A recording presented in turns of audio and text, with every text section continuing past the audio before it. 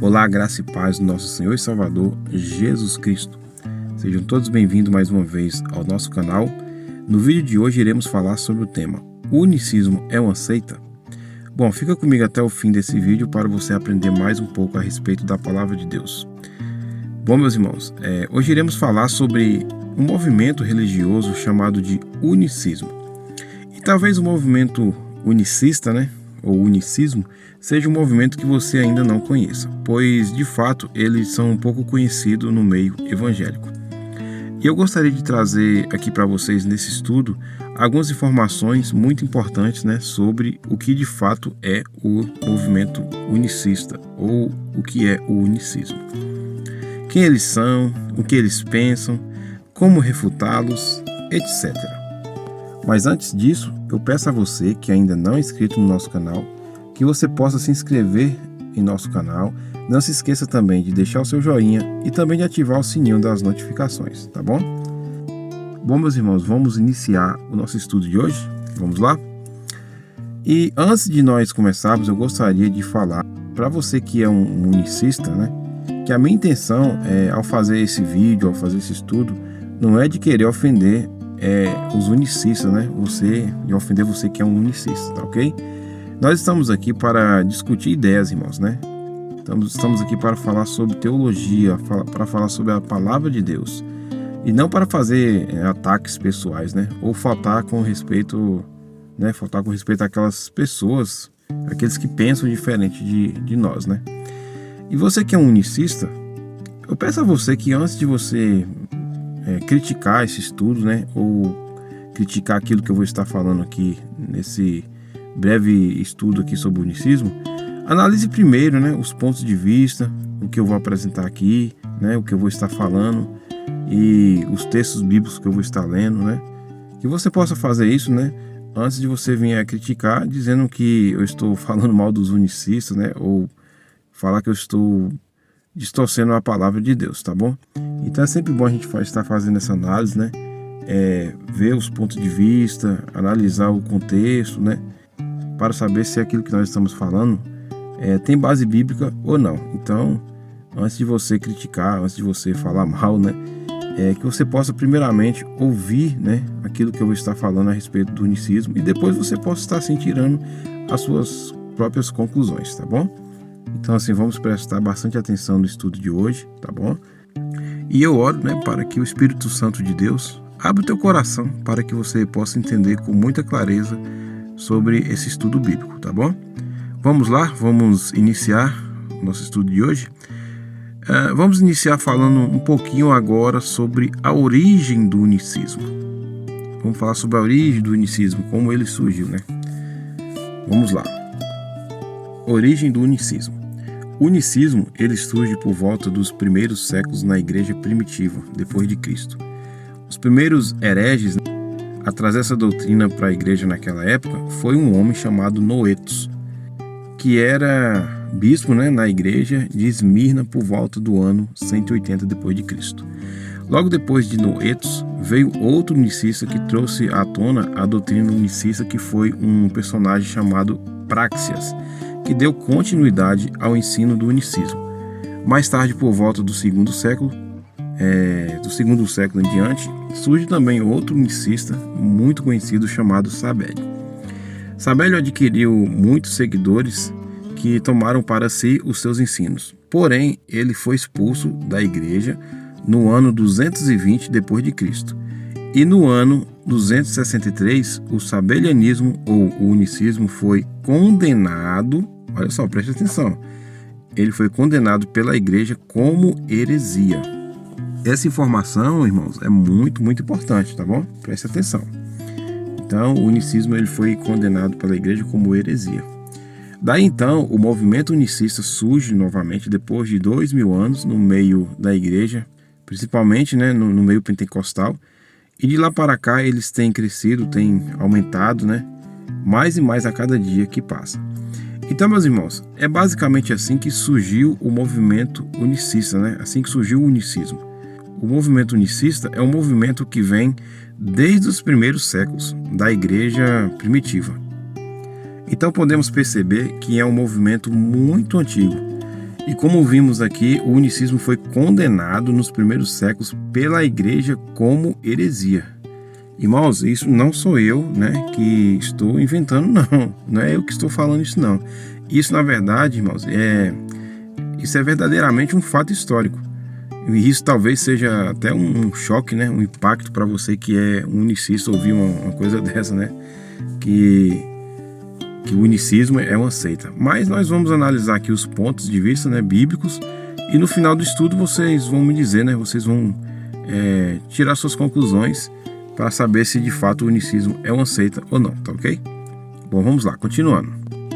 Se os unicistas foram expulsos, olha só, presta atenção, se os unicistas foram expulsos da igreja por pregar várias heresias, então nós devemos ficar de olhos bem abertos e tomarmos bastante cuidado, pois o unicismo ele pode apresentar um perigo muito grande, irmãos, né? Ele pode apresentar um perigo muito grande para a fé cristã. E isso nós vamos ver aqui através desse estudo aqui, quando aqui nós vamos falar a respeito do unicismo, né?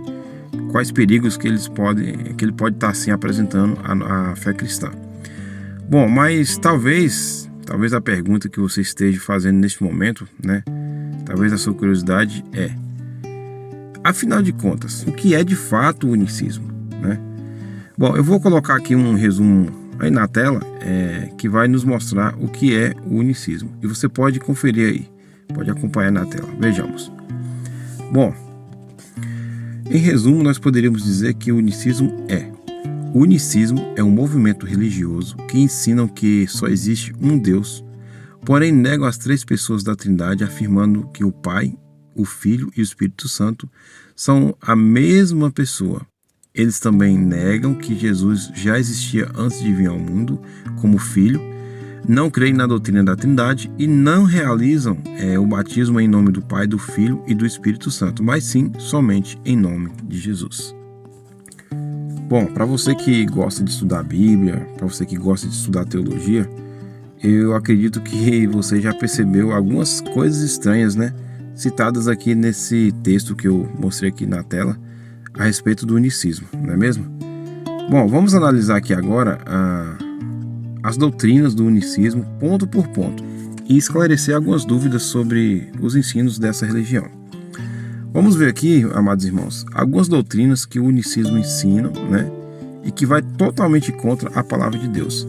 Então é isso que importa para nós nesse momento, né, nós analisarmos as doutrinas do unicismo. Como eu falei aqui, eu não estou aqui para falar do unicista, né, a pessoa que adepta a essa religião. Mas nós estamos aqui para falar sobre a doutrina, né? Isso é que nos importa, né? Bom, vamos lá. Primeiro ponto. Eles não creem na doutrina da Trindade. Bom, meus irmãos, olha só, preste atenção. Este é um momento em que eu vou precisar muito, mas muito da sua atenção, porque eu queria falar neste momento um pouquinho sobre a doutrina da Trindade. Porque, irmãos, veja bem, não tem como nós falarmos sobre o unicismo sem falarmos sobre a doutrina da Trindade. E eu não vou aqui falar em relação à doutrina da Trindade assim de forma bem profunda, né, sobre a doutrina da Trindade, utilizando aí muitas abordagens técnicas e teológicas. Não, eu quero falar aqui sobre a doutrina da Trindade de forma bem simples, né? Em outro vídeo nós podemos conversar mais, né, sobre a doutrina da Trindade assim de uma forma mais aprofundada. Mas o que eu quero é somente falar aqui, né, de forma simples e objetiva sobre o que é a doutrina da Trindade. Irmãos, sabemos de fato que a doutrina da Trindade, bom, para quem não sabe, né, na minha opinião e na opinião de a maioria esmagadora dos teólogos e daquelas pessoas que gostam de estudar a palavra de Deus, sabemos que a doutrina da Trindade ela é a doutrina mais difícil da teologia. Isso sem sombra de dúvidas, né? E por isso que é um assunto denso, né, um pouco delicado e que tem assim trazido várias e várias discussões, né, desde os primeiros séculos, né, lá da era da igreja primitiva até os dias de hoje, né, se discute sobre a doutrina da Trindade, né. E como que eu posso entender melhor, né, de forma clara e objetiva sobre a doutrina da Trindade? Bom, eu vou tentar aqui deixar bem resumido para vocês entenderem com facilidade sobre o que é a doutrina da Trindade, tá bom?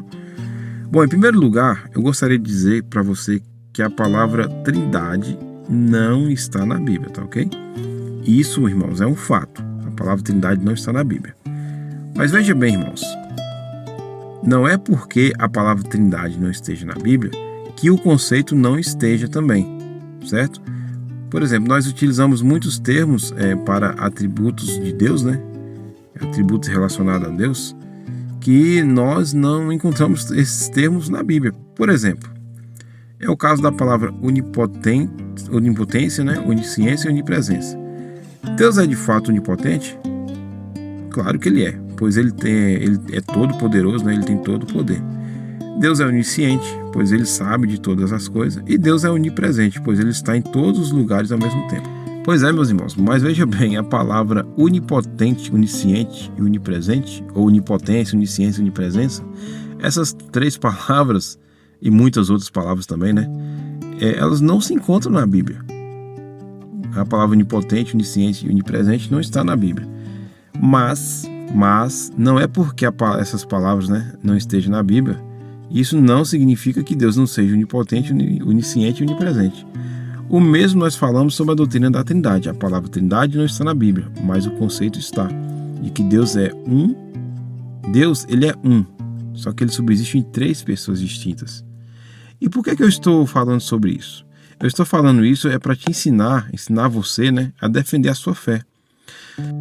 Porque pode ser que chegue um unicista para você, amado irmão, e diz assim: como que eu vou crer na doutrina da Trindade, né? Se nem a palavra Trindade está na Bíblia. Talvez eles te façam essa pergunta, mas aí você pode responder, você responde para eles com outra pergunta, responde fazendo outra pergunta. E Jesus fazia isso, né? Você faz a seguinte pergunta: se a palavra Trindade não existe porque a palavra Trindade não está na Bíblia, então mostra para mim a palavra unicismo na Bíblia. Porque então, se a doutrina... Olha só, presta atenção, é só raciocinar. Porque se a doutrina da Trindade não existe porque a palavra Trindade não está na Bíblia, então o unicismo também não existe, pois a palavra unicismo ou unicista também não está na Bíblia. E nem também a palavra monoteísmo, que é uma palavra que os unicistas gostam tanto, né, de usar, né, que corresponde ao Deus único, né? Então, assim, o que é uma pessoa monoteísta? É aquela pessoa que crê em um só Deus. Então eles gostam de usar a palavra monoteísmo ou monoteísta, né? Mas a palavra monoteísmo ou monoteísta não está na Bíblia. Aliás, irmãos, até a própria palavra Bíblia não está na Bíblia. Abre a sua Bíblia e procura o nome assim, Bíblia. Tá, você vai encontrar essa palavra? Não vai. Mas nem por isso que você vai deixar de chamar a palavra de Deus de Bíblia, né? O livro que você carrega com o nome Bíblia, né? Então, assim, irmãos, é um argumento muito bobo, né? Pois é. As testemunhas de Jeová também, amados irmãos, eles gostam de fazer esse tipo de pergunta, pois eles também negam a doutrina da Trindade. Eles usam o mesmo argumento. Eles dizem assim: mostra para mim a palavra Trindade na Bíblia. Mas aí você devolve a pergunta para eles, né? Fazendo outra pergunta. Você diz assim: mostra para mim também então a palavra corpo governante. A palavra não, né? A frase, né? Corpo governante na Bíblia. Não existe a palavra corpo governante na Bíblia. E nem por isso eles vão deixar de acreditar que o corpo governante é o escravo fiel e discreto, ao qual, né, o grupo de homens que ficam lá em Nova York, né, ao qual esses homens dão alimento espiritual para as testemunhas de Jeová. Então é um argumento muito bobo, não é mesmo? Muito bobo. Bom, mas vamos lá. Vamos avançar mais um pouco. Irmãos, como que eu posso entender melhor a doutrina da Trindade? Vamos lá. Na doutrina da Trindade é ensinado que só existe um único Deus, certo? E isso é afirmado com textos bíblicos, tá bom, irmãos? Não é algo que a gente inventou, não. São textos bíblicos, né? Na doutrina da Trindade, vou repetir, na doutrina da Trindade é ensinado que só existe um único Deus.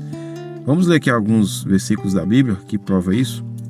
Veja o que diz em Deuteronômio capítulo 6, versículo 4, que é um versículo muito conhecido, né? Que diz assim: ouve, ó Israel, o Senhor nosso Deus é o único Senhor. Então o versículo aqui é muito claro, irmãos. Aqui diz que só existe um único Deus, né? Só existe um único Deus. Deus é único, né? Vejamos também o que diz em Deuteronômio, capítulo 4, versículo 35, que diz assim: A ti te foi mostrado para que soubesses que o Senhor é Deus, nenhum outro há senão Ele. Aqui também nesse versículo é claro em nos mostrar que só existe um único Deus. Então, meus irmãos, a Bíblia nos ensina que só existe um único Deus.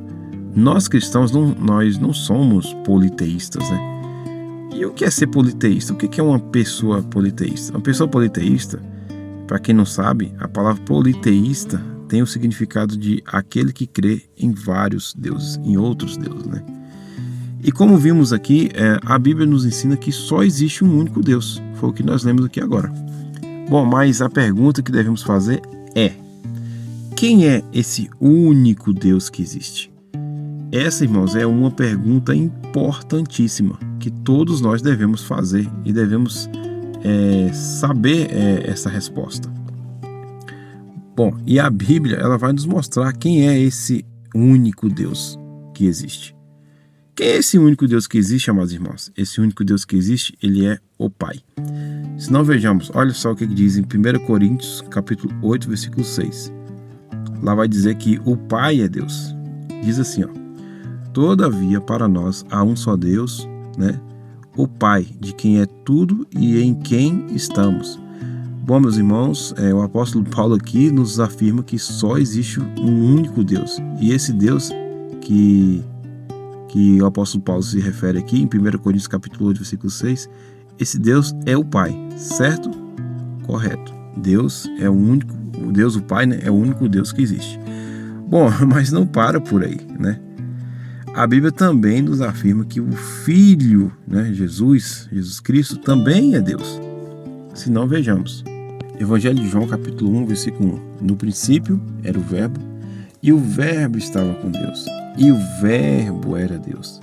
Então nós vemos aqui, né, que o apóstolo João afirma que Jesus também é esse Deus único, né? Jesus também é Deus. Ele é esse Deus único que existe. E não só nesse versículo, mas em todo o Evangelho de João nós podemos perceber que João ele vai enfatizar, né? Ele enfatiza a divindade de Jesus. Aliás, você que quer saber mais, irmãos, você que tem essa curiosidade de saber mais sobre a divindade de Cristo, sobre a divindade de Jesus, se ele é Deus ou não, se ele é o Deus Todo-Poderoso ou não, é só você ler o Evangelho de João, pois ele é riquíssimo. O Evangelho de João é muito rico em nos dar informações, né, e nos mostrar sobre a divindade de Jesus. Então João ele apresenta Jesus como Deus. É só você ler todo o Evangelho de João e você vai ver que João ele mostra a divindade de Jesus, mostra que Jesus é Deus. E olha outro texto maravilhoso onde nos mostra, né, com muita clareza que Jesus também é Deus. Evangelho de João, capítulo 20, versículo 28. E Tomé respondeu e disse-lhe: Senhor meu e Deus meu. Bom, meus amados irmãos, esse é um texto que nós, trinitarianos, usamos muito, né, para provar a divindade de Jesus. E deixa eu contextualizar aqui para você, né? Deixa eu contextualizar esse texto para você entender melhor. Aqui nessa passagem da Bíblia, Jesus, depois de ser ressuscitado, ele tinha aparecido para os seus discípulos e não apareceu para Tomé. Aí quando Tomé chega aos outros discípulos, eles dizem para Tomé assim: Tomé, Tomé, nós vimos a Jesus ressuscitado. Aí então Tomé diz: ao menos que eu veja nas suas mãos as marcas dos pregos, né? E se eu não pegar ali do seu lado, onde a lança o perfurou, então eu não vou acreditar. Aí então Jesus aparece para Tomé e diz: Tomé, sou eu mesmo, Tomé. Toca nas minhas mãos. Não seja incrédulo e creia. Daí então, quando Jesus diz isso, Tomé expressa a seguinte frase para Jesus. E ele diz assim: Senhor meu e Deus meu. Ou seja, essa é uma prova clara e objetiva nas Escrituras, né, onde Tomé chama Jesus de Deus. Essa é uma passagem das Escrituras onde prova que Jesus é Deus, né? Então, meus irmãos, não tem para onde correr. Jesus é Deus. E assim, tem muitos e muitos textos, né? Muitos mais textos que provam que Jesus é Deus. Mas para esse vídeo não ficar assim muito longo, eu falarei em um outro vídeo em que eu vou estar assim fazendo sobre a doutrina da Trindade. Aí eu vou mostrar mais textos bíblicos, né, provando que Jesus é Deus, tá bom? Bom, então nós vimos aqui através das Escrituras, olha só. Não é eu que estou dizendo, não. É o que a Bíblia está dizendo. Nós vimos aqui através das Escrituras, através da Bíblia, que o Pai é Deus e que Jesus também é Deus. Mas, irmãos, não para por aí, não. Tem mais um na Bíblia que é chamado de Deus. A Bíblia nos mostra que o Espírito Santo também é Deus, meus irmãos. Olha só, né? O Espírito Santo também é Deus. Veja o que diz Atos capítulo 5, versículo 3 e versículo 4. Diz assim: Disse então Pedro: Ananias, por que encheu Satanás o teu coração para que mentisses ao Espírito Santo? Olha só, presta atenção. Mentisses ao Espírito Santo. Então, Ananias, ele mentiu para quem? Para o Espírito Santo. E retivesses parte do preço da herdade, e guardando-a não ficava para ti, e vendida não estava em teu poder? Porque formaste esse desígnio em teu coração? Não mentiste aos homens, mas a Deus. Bom, meus irmãos, deixa eu explicar o contexto desse texto aqui para vocês entenderem melhor. Nesse texto aqui, aqui fala a respeito do início, né, lá da igreja primitiva, da igreja de Atos. E no início da igreja de Atos, da igreja primitiva, existiam muitos cristãos que vendiam as suas propriedades, né, para ajudar outros cristãos necessitados e para ajudar também no crescimento da igreja. E teve esse casal aí mencionado aí no texto, chamado de Ananias e Safira, que vendeu uma propriedade, né, e ao invés deles falarem a verdade, dizendo que eles venderam e reteve uma parte do que venderam, e não tinha problema nenhum eles fazerem isso, né? Não, o que eles fazem? Eles mentem dizendo que vendeu tudo, sem falar, né, da parte que eles retiveram para si.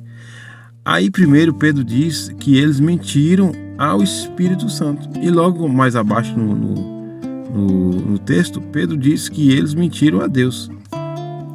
Ou seja, esse é um texto muito clássico, né? Muito claro, muito objetivo, mostrando que o Espírito Santo é Deus, irmãos. Então Ananias e Safira mentem ao Espírito Santo, que é Deus. Eles mentem para Deus. É muito simples o contexto, né? É muito simples de nós entendermos isso, esse contexto aqui dessa passagem. Então, até aqui nós vemos que só existe um único Deus. Só existe um Deus, amados irmãos. A Bíblia apresenta Deus como único. E esse Deus único, ele é o Pai, o Filho e o Espírito Santo. Olha só, agora que está o ponto aqui. Não são, irmãos, três deuses, tá? Não são três deuses, mas sim o Pai, o Filho e o Espírito Santo, eles são um único Deus. Eles seriam três deuses se a Bíblia assim afirmasse, né? Mas a Bíblia diz que só existe um único Deus. Bom, mas aí vem a maior dúvida, né, em nossas cabeças, né, quando nós estudamos sobre a doutrina da Trindade, que é: Irmão Reinaldo, deixa eu te perguntar, como que Deus é um só? Como que Deus é único, né, como você diz aí, como você lê os textos aí que provou que Deus é único, né? Como que Deus é um só e é apresentado em três pessoas distintas: Pai, Filho e Espírito Santo? Os três são chamados de Deus e mesmo assim não são três deuses e sim continuam sendo um único Deus. Como é que você explica isso, irmão Reinaldo? Como é que eu posso entender isso? Irmãos, essa é a maior dúvida que muitas pessoas, né, que todos nós temos sobre a doutrina da Trindade. E como que Deus pode ser um e ser três pessoas ao mesmo tempo? Os três serem chamados de Deus e não ser três deuses, e sim continuar sendo um Deus só. E muitos só param nesse ponto, né? E afirmam categoricamente que nós, trinitários, ensinamos que existem três deuses. Agindo assim, né, com falta de desonestidade, porque não é isso que cremos, né? Não é o que nós cremos, como muitos pensam, né? Bom, você que não crê na doutrina da Trindade, eu desafio a você estudar mais um pouco sobre esse assunto, para que você possa ter um entendimento melhor e não tirar conclusões, né, assim, precipitadas, né?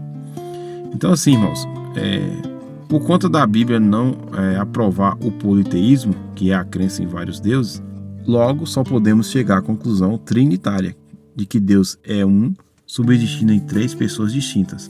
Cada uma das três pessoas são chamadas de Deus, porém não são três deuses. Então a doutrina da Trindade é algo assim que devemos aceitar pela fé, porque ela está além da nossa compreensão humana.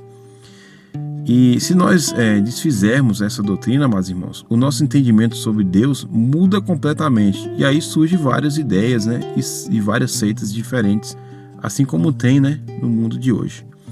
Vou dar aqui alguns exemplos. Por exemplo, se nós dissermos que o Pai é Deus e Jesus não é Deus, então vamos ter que dizer que Jesus é uma criatura, assim como afirmam, né, as Testemunhas de Jeová, por exemplo, né, dizendo que Jesus é a primeira criatura de Deus, o Pai, a ser criada, e que ele é um Deus menor, que Jesus é um Deus menor. Irmãos, isso é um absurdo muito grande, isso é um erro teológico, né, muito grande, dizer que Jesus é uma criatura, né? Se Jesus é uma criatura, como que ficam os textos onde diz que ele é Deus, né? Que ele é o verdadeiro Deus? Pois é, se você diz que Deus olha só, e para piorar, se você diz que Deus é uma só pessoa, aí você vai usar a mesma ideia, né? A mesma lógica, o mesmo ensino dos unicistas, que é o tema de hoje que nós estamos aqui abordando, né? Se você disser que Deus é uma única pessoa, então como que fica os textos onde mostra que Jesus, uma pessoa, conversa com o Pai, outra pessoa? Como que fica, irmãos, esses versículos que mostram que o Pai e o Filho têm relacionamento entre si e também entre o Espírito Santo? Os irmãos entendem? Se você fugir da lógica trinitária, você vai criar doutrinas que não existem na Bíblia. O engraçado é que os unicistas dizem que nós somos pagãos porque nós somos hereges, né, por crermos na doutrina da Trindade e afirmarmos que o Pai é Deus, o Filho é Deus e o Espírito Santo é Deus. Mas se você voltar a mesma pergunta para eles, perguntando se o Pai é Deus, se o Filho é Deus e se o Espírito Santo é Deus, eles vão dizer que sim. Claro, né, de forma diferente, mas vão dizer que os três são Deus, né? Ou seja, eles mesmos se contradizem. Então é tudo uma questão de lógica, meus irmãos, né? Nós analisarmos os textos bíblicos, né, dentro do seu contexto. Bom, mas vamos continuar. Irmãos, como que Deus pode ser três pessoas, né, em um só Deus, ou em uma só divindade? Eu vou dar aqui alguns exemplos bem simples para você entender melhor, certo? E para nós já encerrarmos aqui sobre essa questão da Trindade e pularmos para o próximo ponto. Primeiro exemplo. Bom, deixa eu falar agora sobre a unidade de Jesus com o Pai. Esse exemplo aqui é muito bom para nós explicarmos como que Deus é um, sendo três pessoas, né? Vamos falar um pouquinho sobre a unidade de Jesus com o Pai. Em João capítulo 10, versículo 30, Jesus diz assim, ó: eu e o Pai somos um.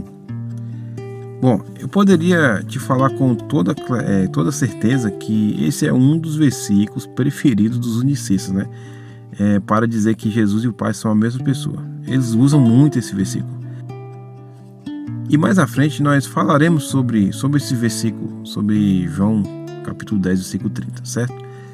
Bom, se formos analisarmos o contexto, como os unicistas ensinam dizendo que o Jesus e o Pai são a mesma pessoa. De acordo com esse texto, com esse versículo de João, capítulo 10, versículo 30. Quando Jesus diz, eu e o Pai somos um, ele não quis dizer que ele e o Pai são a mesma pessoa, mas sim que ele e o Pai estão em unidade. E para afirmar isso, veja o que diz em Evangelho de João, capítulo 17, versículo 20 e versículo 21.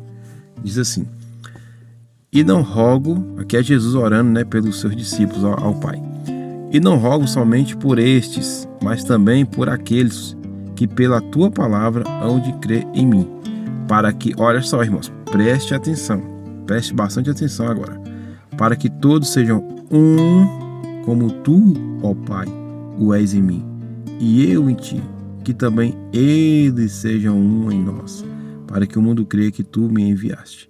Então, meus irmãos, aqui nessa oração em que Jesus faz ao Pai pelos seus discípulos, ele ora ao Pai, pedindo ao Pai para que todos os membros da igreja, né, todos os seus discípulos, sejam um, assim como ele, né, Jesus e o Pai são um. Ou seja, Jesus está falando de uma unidade, né?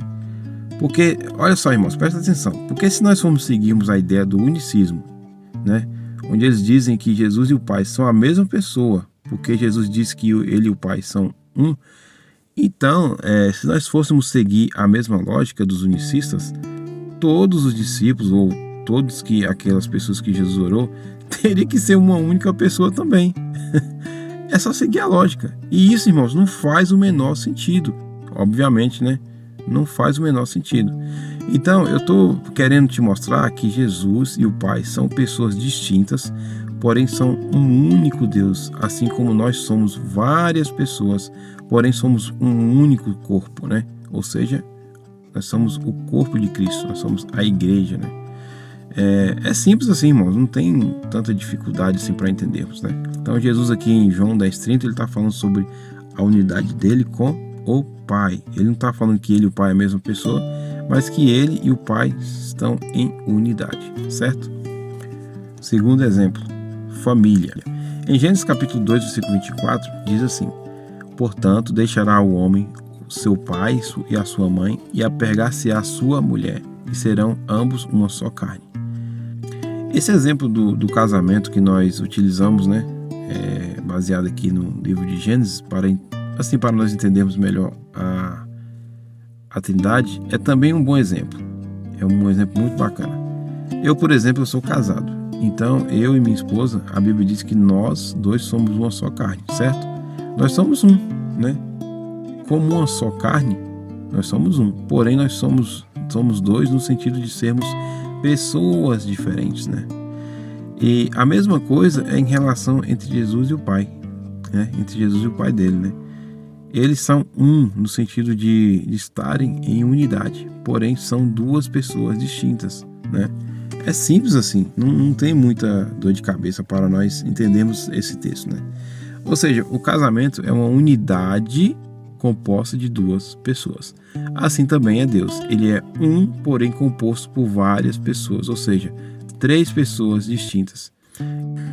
Bom, eu acho que agora ficou bem mais claro para vocês entenderem sobre o que é a doutrina da Trindade, não é mesmo? Assim eu espero, né? Eu gastei um pouco de tempo aqui para explicar sobre a doutrina da Trindade, porque é importante você entender sobre a doutrina da Trindade. E, irmãos, em um momento oportuno, em nome de Jesus, né, eu irei fazer um estudo muito bacana sobre a doutrina da Trindade. E aí eu vou explicar assim com mais clareza, né, sobre a doutrina da Trindade para vocês, né. Eu vou explicar assim em detalhes, né, para vocês entenderem melhor sobre esse tema tão complexo que é sobre a doutrina da Trindade. Valeu? Bom, vamos prosseguir. Agora que eu expliquei sobre a doutrina da Trindade, vai ficar bem mais fácil de você entender, né, o nosso próximo ponto. O próximo ponto é: os unicistas, eles negam que Deus são três pessoas distintas.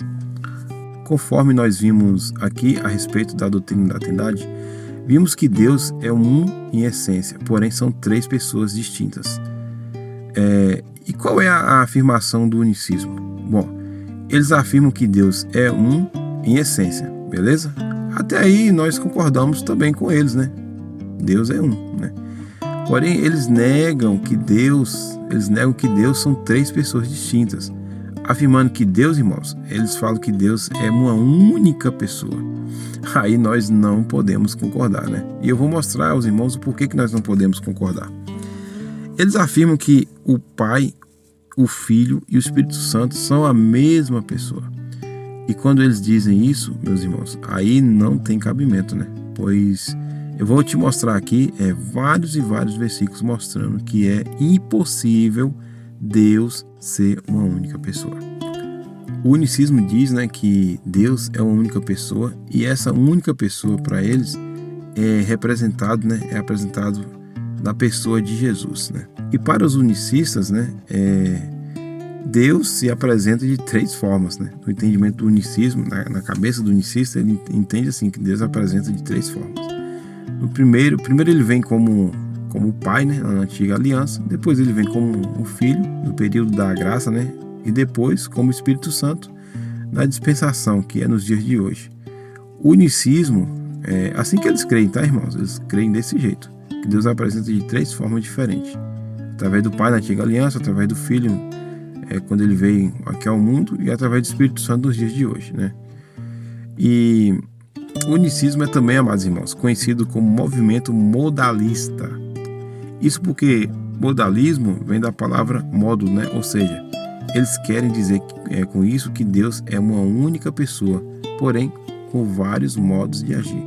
Isso porque nos primeiros séculos era muito comum os artistas de teatro usarem vários tipos de máscaras, né? Máscaras por exemplo, de característica de tristeza, máscara de alegria, máscara de raiva, etc. Eles faziam isso para mostrar o papel do personagem. E notem, era um ator interpretando vários personagens. Daí que vem a ideia do unicismo, ou seja, Deus é um, porém ele age com funções, né, ou formas diferentes de agir. Bom, parece realmente que esse argumento faz sentido. Porém, quando fazemos uma boa análise bíblica, esse argumento ele perde totalmente o sentido. Porque Deus não é uma única pessoa, irmãos. Deus não é uma única pessoa. Entendam isso, eu vou provar isso aqui biblicamente, que Deus não é uma única pessoa, mas sim 3 pessoas distintas. E agora, eu quero te mostrar vários e vários versículos onde a Bíblia mostra com muita clareza que Deus não é uma única pessoa. E depois eu vou explicar outros argumentos que os unicistas usam para explicar essa doutrina. Bom, vamos falar um pouco do Pai e de Jesus, certo? Vamos começar falando que o Pai e o Filho, né, Jesus e o Pai dele, não são a mesma pessoa, meus irmãos. Por quê? Porque relacionamento, por que eles não podem ser a mesma pessoa? É simples, é porque há relacionamento pessoal entre eles, entre Jesus e o seu Pai. Veja o que diz em Mateus capítulo 26, versículo 39. Nós vamos ler aqui alguns versículos que mostram esse relacionamento entre Jesus e o Pai dele. Diz assim, Mateus capítulo 26, versículo 39. Indo um pouco mais para adiante, prostou-se sobre o seu rosto, orando e dizendo: Meu Pai, se é possível, passa de mim este cálice, todavia não seja como eu quero, mas como tu queres. Bom, esse versículo que eu li aqui já nos mostra de cara, né, que Jesus e o Pai são pessoas distintas, eles não são a mesma pessoa, porque esse versículo aqui já nos mostra isso. Aqui Jesus está no jardim do Getsemane, né, orando ao Pai. E se Jesus e o Pai são a mesma pessoa, como que fica essa questão? Como que fica esse versículo? Será que ele está orando para ele mesmo? Jesus está orando para ele mesmo? Não faz sentido nesse texto você dizer que Jesus e o Pai são a mesma pessoa. Não faz o menor sentido. E para piorar, meus irmãos, aqui nesse versículo Jesus diz também: todavia não seja feita a minha vontade, mas a tua vontade, Pai. Ora, se ele está dizendo para o Pai, né, o Pai dele, ser feita a vontade dele, ser feita a vontade do Pai, se Jesus está falando para ser feita a vontade do Pai e não a vontade dele mesmo, então o texto é claro em mostrar que ele e o Pai, né, ele, Jesus e o Pai, são pessoas distintas, gente, não são a mesma pessoa. E por que ambos têm vontades diferentes, né? Por que o Pai e o Filho têm vontade diferente? É porque eles são pessoas diferentes, é lógico. Por isso que eles têm vontades diferentes, porque eu tenho uma vontade, minha esposa tem uma vontade. Eu e minha esposa, nós somos um, né? Como uma unidade, né? Mas é porque a Bíblia diz que nós nos tornaremos uma só carne. Porém, nós somos dois no sentido de ser duas pessoas diferentes, né? Então, é muito simples nós entendermos isso, né? Isso é bem claro no texto, que é tudo questão de lógica, né? Vamos lá, continuando. E mais um versículo aqui, João capítulo 6, versículo 38, que diz assim, Jesus diz: porque eu desci do céu não para fazer a vontade, da minha vontade, né? Mas a vontade daquele que me enviou. Gente, esse versículo também nos mostra que a teologia unicista não faz o menor sentido. Porque Jesus disse que ele não veio fazer a vontade dele, mas a vontade daquele que o enviou.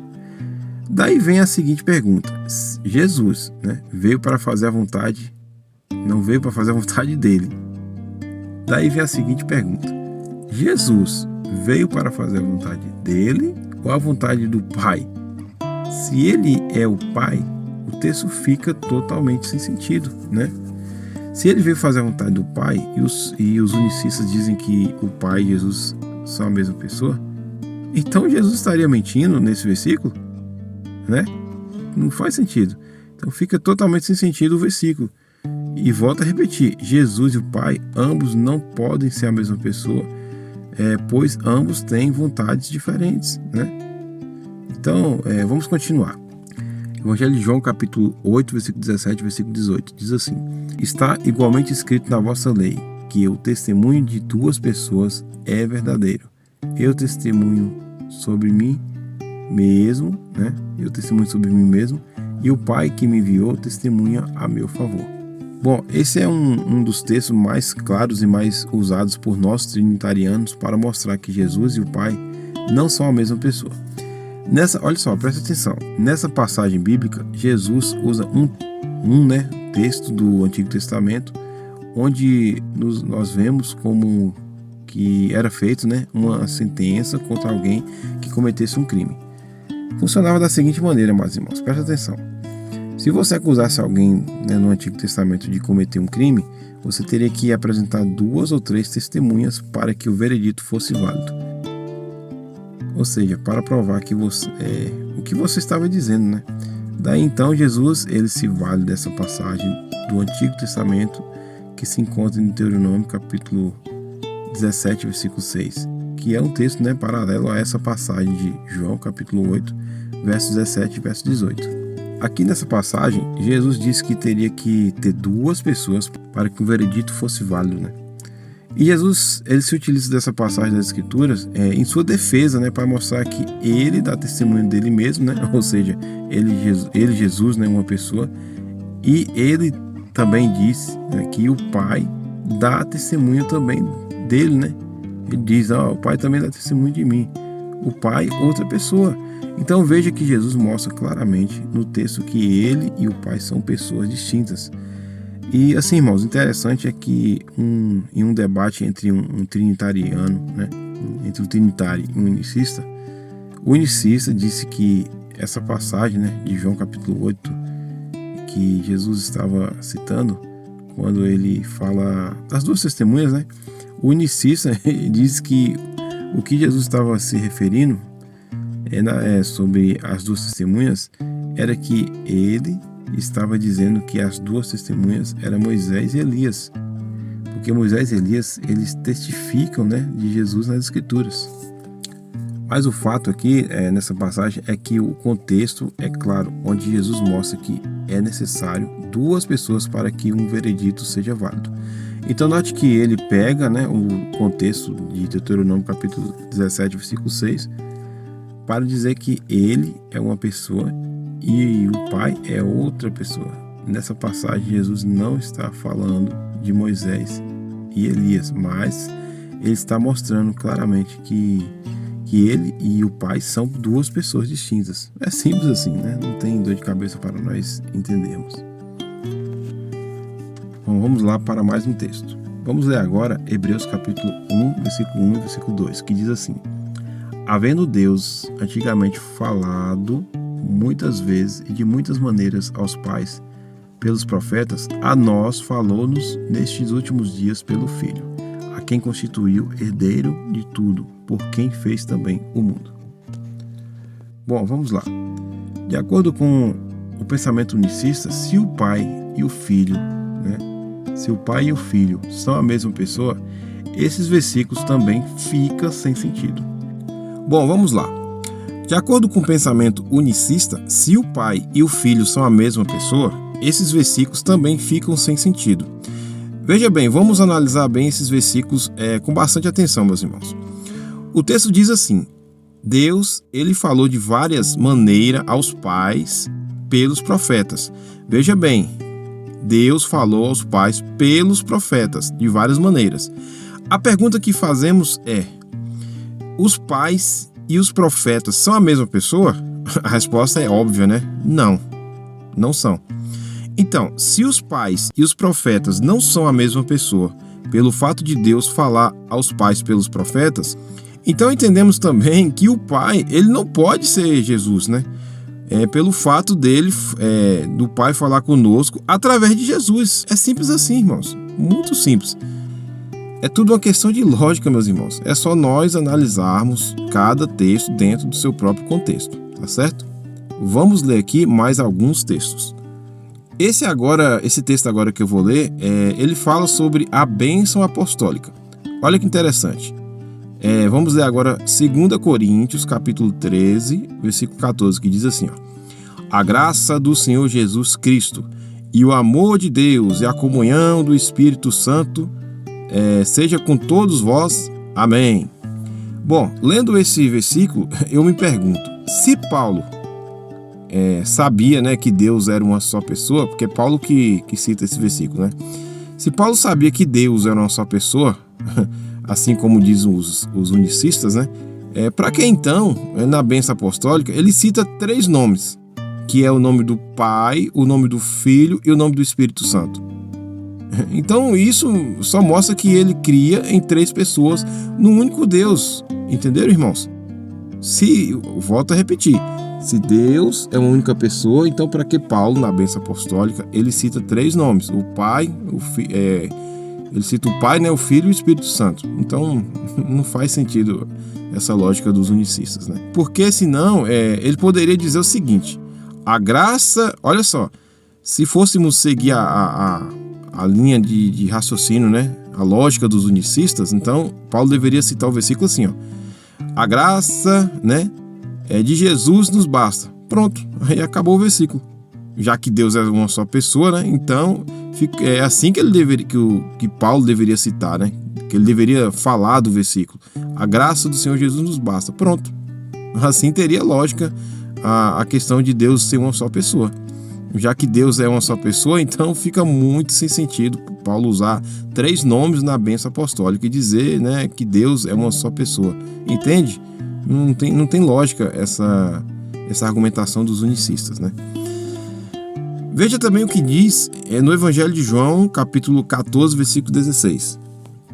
E eu rogarei ao Pai, e ele vos dará outro Consolador, para que fique convosco para sempre.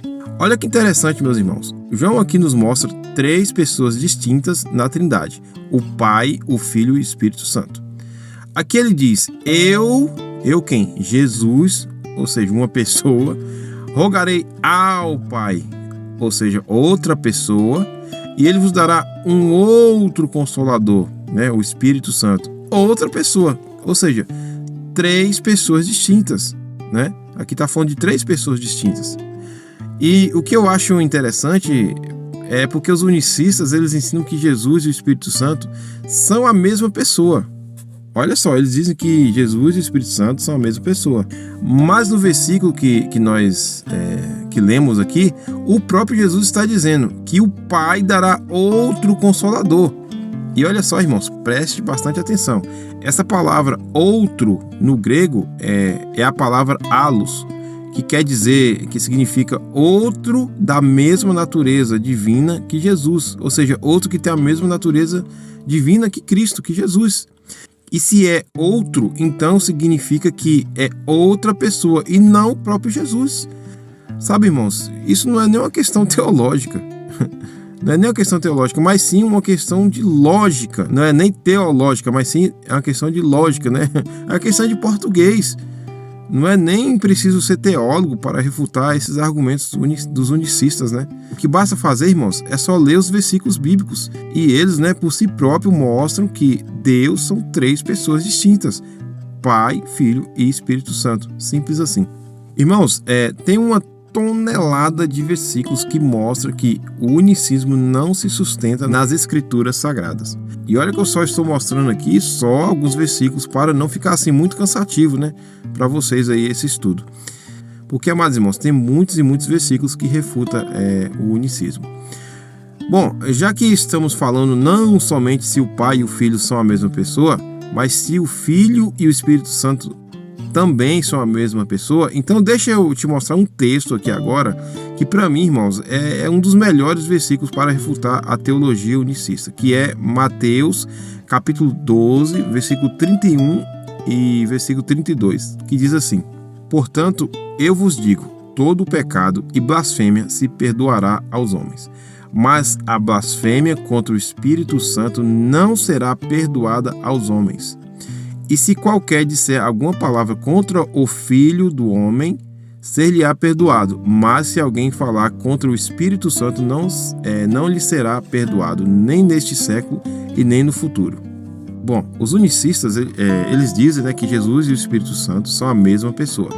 Mas o interessante nesse texto é que aqui diz que quem blasfemar contra Jesus haverá perdão, certo? Porém, quem blasfemar contra o Espírito Santo não haverá perdão. Mas aí, como que fica essa questão? Como que fica? Como que pode ter perdão se você blasfemar contra um e não ter perdão se você blasfemar contra outro, se ambos são a mesma pessoa, né? De acordo com o pensamento unicista. Porque eles dizem que Jesus e o Espírito Santo são a mesma pessoa, mas aí fica sem sentido, não é? Então não tem para onde fugir. Ambos são a mesma pessoa. Então como que fica essa questão? Se ambos são a mesma pessoa, como é que você pode blasfemar contra um e ser perdoado, né? E blasfemar contra o outro e não ser perdoado? Então não tem para onde fugir. Ambos não são a mesma pessoa. Deus é constituído por 3 pessoas distintas: Pai, Filho e Espírito Santo. Então não tem para onde correr, amados irmãos. Deus, ele é um em essência, porém são 3 pessoas distintas.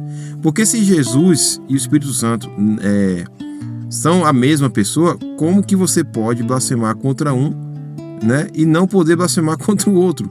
Fica totalmente sem sentido. Mas aí os unicistas, eles vão dizer o seguinte: quando a Bíblia diz haverá perdão para quem blasfemar contra Jesus, é blasfêmia contra o Filho do Homem. Ou seja, a blasfêmia é somente contra a natureza humana de Jesus e não contra o Espírito Santo, que é a natureza divina de Jesus. Bom, mas esse texto, em momento algum, diz que quem pecar contra a natureza humana de Jesus, né, será perdoado. Mas sim quem pecar contra o Filho. Ou seja, o texto está falando de quem pecar contra Jesus, está falando de Jesus como um todo, e não só da natureza divina dele, meus irmãos. Não está falando só de pecar contra a natureza divina que não vai ter perdão, entende? Porque olha só, se a expressão Filho do Homem se refere somente à natureza humana de Jesus, como dizem os unicistas, né? Então, logo, os unicistas eles vão ter que afirmar que o Jesus humano não era Deus. E pior ainda, Jesus diz que o Filho do Homem virá sobre as nuvens do céu. Se formos seguirmos a lógica unicista, então quando o Filho do Homem vier sobre as nuvens, né, do céu, quer dizer que é só a natureza humana de Jesus que vai vir sobre as nuvens do céu? Então esse argumento não faz o menor sentido, né? Então esse argumento não faz o menor sentido. Irmãos, vocês entendem como que os unicistas eles distorcem a palavra de Deus? Então nós devemos tomar muito cuidado, né? Então não faz o menor sentido. O Espírito Santo e Jesus não pode ser a mesma pessoa, porque, repetindo, como que você vai pecar contra Jesus e ter perdão, e pecar contra o Espírito Santo e não ter perdão? Eu posso pecar contra Jesus e ter perdão, mas se pecar contra o Espírito Santo, não tem perdão. Mas não são a mesma pessoa? São a mesma pessoa, mas não pode pecar contra o Espírito Santo e pode pecar contra Jesus. Sabe? É uma salada assim de heresia, sabe, irmãos? Com todo respeito. Então, assim, devemos tomar muito cuidado com essas interpretações, né? Então não faz o menor sentido. Mas se você pecar contra o Filho do Homem, né, contra a natureza divina de Jesus, como eu disse aqui, não tem nada a ver, porque Jesus, quando vier sobre as nuvens, não vai vir só, o texto fala, né, em Mateus, quando o Filho do Homem vier sobre as nuvens, né, só a natureza humana de Jesus que vai vir sobre as nuvens? Não, então, e aí? Então, não faz sentido essas argumentações dos unicistas, né? Bom, meus irmãos, nós vamos dar uma pausa aqui E no vídeo seguinte, no próximo vídeo, eu estarei falando sobre a segunda parte desse estudo, tá certo? Que Deus abençoe a todos e até a próxima.